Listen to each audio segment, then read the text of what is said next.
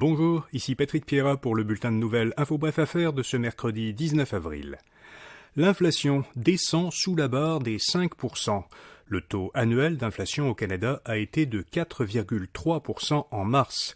C'est un ralentissement notable par rapport aux 5,2% enregistrés en février et 5,9% en janvier. C'est aussi le plus bas taux d'inflation depuis août 2021. Ce ralentissement s'explique en partie par le fait que, en mars, la comparaison annuelle des prix se faisait avec mars 2022. Or, ce mois correspondait au déclenchement de la guerre en Ukraine qui avait fait grimper les prix d'un seul coup. L'entreprise techno-montréalaise Nuvei est à nouveau attaquée par le vendeur à découvert américain Spruce Point Capital Management. Dans un rapport d'analyse, Spruce Point accuse Nuvei d'avoir caché plusieurs choses, notamment le fait que Nuvei avait un partenariat avec le service d'échange de crypto-monnaies FTX qui a fait faillite à la fin de l'an dernier.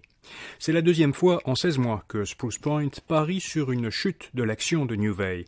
En décembre 2021, Spruce avait publié un premier rapport accusant alors Nuvei de mener des activités frauduleuses et d'avoir des liens avec l'industrie du film pour adultes. Bellus Santé, une entreprise biopharmaceutique de Laval, est achetée par le géant britannique GSK pour environ 2 milliards de dollars américains.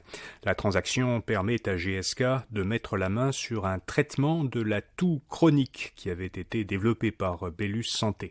28 millions de personnes dans le monde souffrent de toux chronique.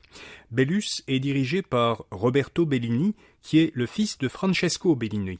En 2001, Francesco Bellini avait vendu une autre société pharmaceutique, Biochem Pharma, pour presque 6 milliards de dollars. Galen Weston, qui a figuré dans plusieurs annonces publicitaires de la marque Le Choix du Président, ne sera plus président de Loblaw au début de l'an prochain. Il quitte la direction au quotidien de l'entreprise et sera remplacé dans son rôle de président par Per Bank, qui est actuellement chef de la direction de Salling Group, un conglomérat danois de vente au détail. Galen Weston conservera cependant son rôle de président du conseil d'administration de Loblaw et il restera président et chef de la direction de George Weston, la société mère de Loblaw. Et puis aux États-Unis, la chaîne américaine Fox News et le fabricant de machines de vote électronique Dominion Voting Systems ont trouvé hier un accord de dernière minute, alors qu'allait débuter un procès en diffamation de la chaîne. Fox News versera presque 788 millions de dollars américains à Dominion. Dominion lui demandait 1,6 milliard de dollars américains. L'entente hors cours est donc pour environ la moitié de ce montant. Selon le patron de Dominion, la chaîne Fox News a reconnu qu'elle avait raconté des mensonges sur Dominion et sur les résultats des élections américaines de 2020 et que ces mensonges ont causé du tort à Dominion.